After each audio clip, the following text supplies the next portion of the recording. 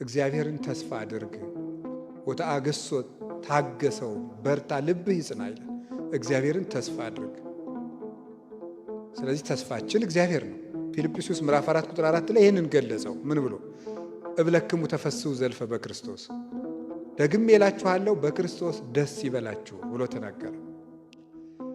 በተስፋ መደሰት ማለት ምን ማለት ነው? ሁሉን በሚችል በእግዚአብሔር እጅ ውስጥ እንዳሉ ማመን ማለት ነው። እግዚአብሔርን ተስፋ ማድረግ ማለት እሱ ነው። ተስፋ አንድ ሰው ተስፋ አለው ማለት ምን ማለት ነው? ሁሉን በሚችል በእግዚአብሔር እጅ ውስጥ አለሁ ብሎ ማመን ነው። እምነት የሌለው ተስፋ የለም። ተስፋ የሚጎድለው እምነት ሲጎድል ነው። እግዚአብሔር እቅፍ ነኝ ማለት ነው። ይሄ በተስፋ መደሰት ነው። በእግዚአብሔር እጅ ነኝ ማለት ደጋግሞ ለአባቶች የሰጣቸው ተስፋ ይሄን ነበረ። ኦሪት ዘፍጥረት ምዕራፍ 15 ቁጥር 1 ላይ ብሶ የነገርን ነገር አለ። ኢትፍራህ አብርሃም ሆይ አትፍራ፣ እስመ አነ ሀሎኩ ምስሌከ፣ እኔ ከአንተ ጋር እሆናለሁ፣ አጸናአከ፣ ድል እንድትነሳ አደርግሃለሁ፣ ወአአብየከ፣ ክብርም እሰጥሃለሁ፣ እስመ ብዙኅ ሴጥከ በኀቤ፣ በእኔ ዘንድ ዋጋ ብዙ ነውና ብሎ ይነገራል። እግዚአብሔር እኔ ካንተ ጋር ነኝና አትፍራ ብሎታል። ከእግዚአብሔር ጋር እኖራለሁ ብሎ እግዚአብሔር አብሮኛል፣ እሱ ይጠብቀኛል፣ እሱ እጅ ላይ ነኝ ብሎ ማመን ሁሉን በሚችል በእግዚአብሔር ካህሊነት ላይ መውደቅ ነው። ራስን መጣል ግድፍ ላይ ለእግዚአብሔር ህሊናከ ወውቱ ይሴሰየከ፣ ህሊናህን በእግዚአብሔር ላይ ጣል ብሏል ቅዱስ ዳዊት። ጣለው፣ ራስን መጣል ለእግዚአብሔር። ለእግዚአብሔር ፈጽሞ አሳልፎ መስጠት ራስን፣ እሱ ነው ተስፋ ማለት። በእግዚአብሔር ጥበቃ ውስጥ መሆን። አንድ እግዚአብሔር የሰጠን ቃል ኪዳን ምንድን ነው? ሁልጊዜ አብሬያችሁ እሆናለሁ። ይህን ሁልጊዜ መርሳት የለብንም። አብሬያችሁ እሆናለሁ ለአብርሃም እንዳለው፣ ለአብርሃም ያለው ለይስሐቅ ደገመለት። ኦሪት ዘፍጥረት ምዕራፍ 26 ላይ አነ ውእቱ አምላኩ ለአብርሃም አቡከ እሄሉ ምስሌከ፣ እኔ የአባትህ የአብርሃም አምላክ ነኝ፣ አትፍራ፣ ካንተ ጋር እሆናለሁ። እኔ ከእናንተ ጋር ነኝ የሚለው እግዚአብሔር የሰጠን ዋስትና ነው። በዚህ ሁልጊዜ እርግጠኛ መሆን፣ እኔ ከእናንተ ጋር ነኝ የሚለው እግዚአብሔር ከእኔ ጋር ነው ብሎ ማመን ተስፋ ማለት እሱ ነው። ሙሴንም ምንድን ነው ያለው? እኔ ካንተ ጋር እሄዳለሁ ነው ያለው። ወደ ፈርዖን ሲሄድ ምን ይዤ? እኔ ካንተ ጋር እሄዳለሁ፣ ምልክቱም በትርህን እንዲህ አድርጋት፣ ካንተ ጋር እሄዳለሁ። ይህንን ማመን። ከዚያስ እዚህ ውስጥ የምናየው ምንድን ነው? እግዚአብሔር ከአባቶች ጋር ብቻ ሳይሆን ከእኛም ጋር እንዳለ ማመን ነው። እግዚአብሔር ከአባቶች ጋር ብቻ ሳይሆን ከማን ጋር እንደሆነ ከእኛም ጋር የሚኖር ነው እግዚአብሔር። መጽሐፈ ኢያሱ ምዕራፍ 1 ቁጥር 5 ላይ እንዲህ ብሎ ይናገራል። ኢትፍራህ በከመ ሀሎኩ ምስለ ሙሴ ከማሁ እሄሉ ምስሌከ ወኢያሃድገከ፣ ከሙሴ ጋር እንደነበርኩ ካንተ ጋር እኖራለሁ፣ አትፍራ፣ በመከራም አልጥልህም አለ። እግዚአብሔር ለሙሴ ነበር እንጂ እኔማ እንዳይል ከሙሴ ጋር እንደነበርኩ በዚያው መጠን ካንተ ጋር እኖራለሁ አለ። እግዚአብሔር ከአባቶች ጋር እንደነበረው ከእኛ ጋር ይኖራል። ከትልልቆች ጋር እንደነበረው ከትንንሾች ጋር ይኖራል። እግዚአብሔር ከእኛ ጋር ለመሆን ከእኛ መስፈርት ፈልጎ አይደለም ከእኛ ጋር የሚሆን። ፍጥረቶቹ በመሆናችን አብሮን አለ፣ ሰው በመሆናችን አብሮን አለ፣ ክርስቲያን በመሆናችን አብሮን አለ። ፍጥረቶቹ ስለሆን እንደ ማንኛውም ፍጥረት መልቶ አብሮናል። ሰው ስለሆን በአርአያው በአምሳሉ ስለፈጠረን በልዩነት ከእኛ ጋር አለ። ክርስቲያኖች ስለሆን ደግሞ ተዋህዶን አብሮናል። ያን ነው ማሰብ። ከአባቶች ጋር እንደነበረው ከእኛ ጋር ነበር። ከሐዋርያት ጋር ለሐዋርያትስ ምንድን ነው ያላቸው? የሰጣቸው ዋስትና አሁን ምንድን ነው? ወአነ እሄሉ ምስሌክሙ እስከ ሕልቀት አለ። እስከ ዓለም ፍጻሜ እኔ ከእናንተ ጋር ነኝ። ሁልጊዜ እግዚአብሔር ለሰው ልጆች የሚሰጠው ተስፋ እኔ ከእናንተ ጋር ነኝ፣ እስከ ዓለም ፍጻሜ እኔ ከእናንተ ጋር ነኝ። እስከ ዓለም ፍጻሜ ጴጥሮስ አለ፣ ዮሐንስ አለ፣ በርቶሎሜዎስ አለ፣ ታዲዮስ አለ። ማን አለ? እስከ ዓለም ፍጻሜ ከእናንተ ጋር ብቻ አይደለም፣ ከሚመጣው ትውልድ ጋር ሳልለወጥ አብሬ እኖራለሁ። ዕብራውያን ምዕራፍ 13 ቁጥር 8 ላይም ቅዱስ ጳውሎስ የነገር እንደዚህ ነው። ኢየሱስ ክርስቶስ ዘትማልም ወይም ወክማውት እስከ ለዓለም። ኢየሱስ ክርስቶስ ትናንትም ዛሬም እስከ ዘላለም ድረስ ሕያው ነው፣ አይለወጥም። እኛ ኃጢአተኛ መሆናችን እግዚአብሔር ከኛ ጋር አብሮን እንዳይሆን አያደርግም። እንዳይዋሃደን ግን ያደርጋል። ተዋህዶን እንዳይኖር በክብር እንዳይገለጥልን ያደርጋል። እንዳይጠብቀን ግን አያደርግም። እውነት ለመናገር የበደል መጨረሻ እግዚአብሔር ከኔ ጋር የለም ማለት ነው። እንደዚህ ማለት ልብን ያደነድናል ይላል። ልብ ይደነድናል ይላል ቅዱስ ዮሐንስ አፈወርቅ በድርሳኑ ሲናገር። እግዚአብሔር ከኔ ተለይቷል፣ እግዚአብሔር አይምረኝም፣ እግዚአብሔር አይቀበለኝም፣ ከኔ የራቀ ነው ማለት ልብን ያደነድናል። ልብ ሲደነድንስ እስመ እምግዘፈ ልብ ይከውን ተቃርኖተ እግዚአብሔር። ልብ ሲደነድን ደግሞ እግዚአብሔርን መቃረን ይመጣል። ይሄስ ምን ያመጣል? ያንሰአስህ መዓተ እግዚአብሔር፣ የእግዚአብሔርን መዓት ደግሞ ያነሳሳል። ልብን ማደንደን። ልብ የሚደነድነው ከየት ጀምሮ ነው ሲባል እግዚአብሔር ተለይቶኛል ከማለት።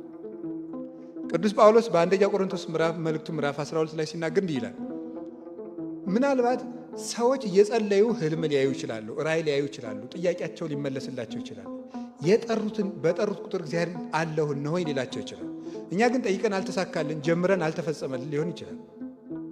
የዛ ጊዜ እግዚአብሔር ትቶኛ እንላለን። ግን ምንድን ያለ አሃዊነ ኢንፈቅድ ትኩኑ አብዳነ በእንተ መንፈስ ቅዱስ። ወንድሞቻችን ስለ መንፈስ ቅዱስ ሞኝ እንድትሆኑ አልፈቅድም ይላል። ሞኝ መሆን ማለት ነው። ትርጓሜያችን ምን ይላል?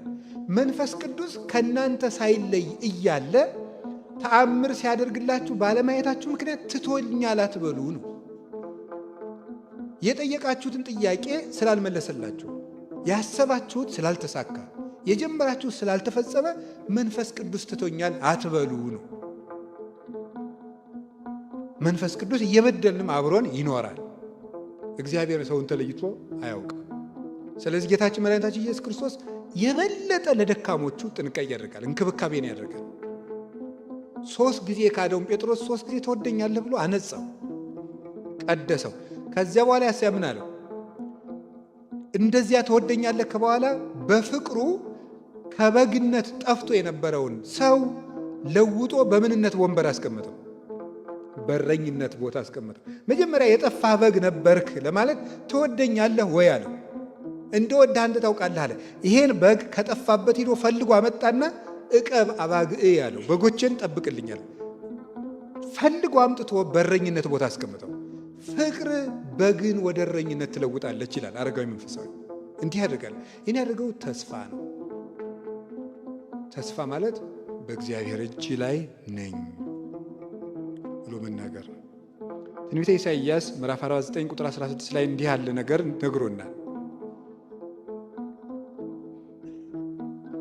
ወሳረርኩኪ በእድዬ ወቅድሜ አንቲ ወተትሐነጺ እምዘነሰቱኪ ብሎ ይነገራል። እኔ በእጄ ራሴ ሰርችሻለሁ፣ ወይም በእጄ ላይ ጽፌሻለሁ፣ ቀርጭሻለሁ፣ ሰርችሻለሁ። አንቺ ሁልጊዜ በፊቴ ነሽ፣ ከፈረስሽ በኋላም የተሰራሽ ሀገር ትሆኛለሽ ብሎ ይነገራል። ጌታችን መድኃኒታችን ኢየሱስ ክርስቶስ እጁን የተቸነከረበት ምክንያት አንዱ ምንድን ነው የሚባለው? ሊቃውንት ሲተረጉሙ እጁ የሕይወት መጽሐፍ ነው። የእኛን ስም በደም እጁ ላይ ለመጻፍ ነው እጁን የተቸነከረው። ስለዚህ እጄ ላይ ቀርጭሻለሁ ይላል። ዮሐንስ ወንጌል ምዕራፍ 10 ላይ ሲናገር ይላል አልቦ ዘይሃይደኒዮን እምድዬ፣ በጎቼን ከእጄ ነጥሎ መውሰድ የሚችል የለም ይላል። ቅድሜ አንቲ፣ ሁልጊዜ አንቺ በፊቴ ነሽ ይላል። ክርስቶስ ምንድነው ያለን? በግነቷን አይደለም የበጎቹን ጸጉሮቻቸውን እንኳን ቆጥሮ የሚያውቅ እረኛ ነው።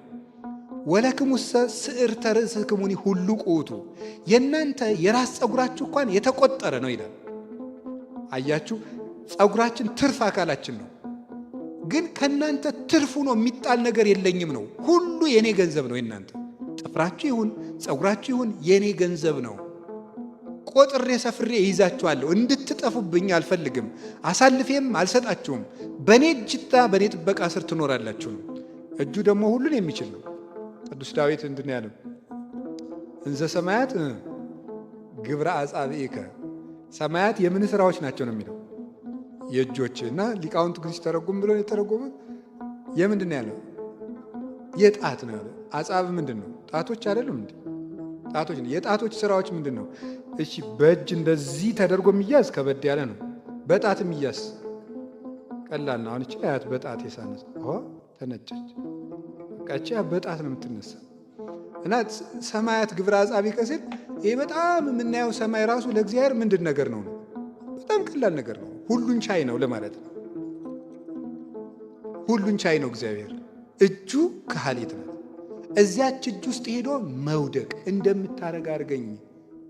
አስጨናቂ ነገርም ሲመጣ እግዚአብሔር ውስጥ ሄዶ መጠጋት፣ እንደዚያ ማለት እኮ ነው። በቃ ቅዱስ ዳዊት ምን ይላል? ምንድን መጥተው እኮ እንዲህ ነው እንዲህ ያለ መከራ ሊመጣብን አሉት። ምን አለ? ወትብልዋ ለነፍሴ በእግዚአብሔር ተወከልኩ። በቃ ነፍሴ ምንድን ነው የምትሏት? አአይድኑ ከመ ዖፍ፣ እንደ ወፍ ተንከራተች ትሉኛላችሁ እንጂ እኔ አቅም እንደሌለኝ ያውቃለሁ። በእግዚአብሔር ታምኛለሁና ሰውነቴን ምን አድርግ ነው የምትሏታል? እግዚአብሔር እጅ ውስጥ ማደር እና አይለየኝም ማለት እሱ ውስጥ መኖር በጽላሎተ ረድኤቱ እንደሚጋርደን እረኛ ነኝ ብሏል አይደለም? እኔ እረኛችሁ ነኝ፣ እጠብቃችኋለሁ። ምንድነው? ወበጽላሎተ ክነፊከ ምንም ላይ ነው የሚለው? ክድነኒ፣ እንደ አይን ብሌን ጠብቀኝ ነው። አይን በሽፋሽፍት ተጠብቃ የምትኖረውን ያህል ጠብቀኝ ነው። አንዲት ነገር ውልብ ስትል ከሽፋሽፍት ቀድሞ ላይን የሚደርስላት የለም። እንደዚያ ፈጥነህ ጋርደኝ ማለት ነው። ቅዱስ ዳዊት ሰው በእግዚአብሔር ጥግ እንዲህ ተጠግቶ ይኖራል። እግዚአብሔርን ጥግ ማድረግ አብሮኝ ይኖራል ማለት ተስፋ ይባላል። እስኪ በተስፋ ደስ ይበላችሁ በሉ። ስለዚህ ሁሉን የሚችል ላይለየን ቃል የገባልን በደልንም አልበደልንም አብሮን የሚኖር ሲኖር ደግሞ የሚችል አባትም አምላክም ስላለን በተስፋ በሉ ደስ ይበላችሁ።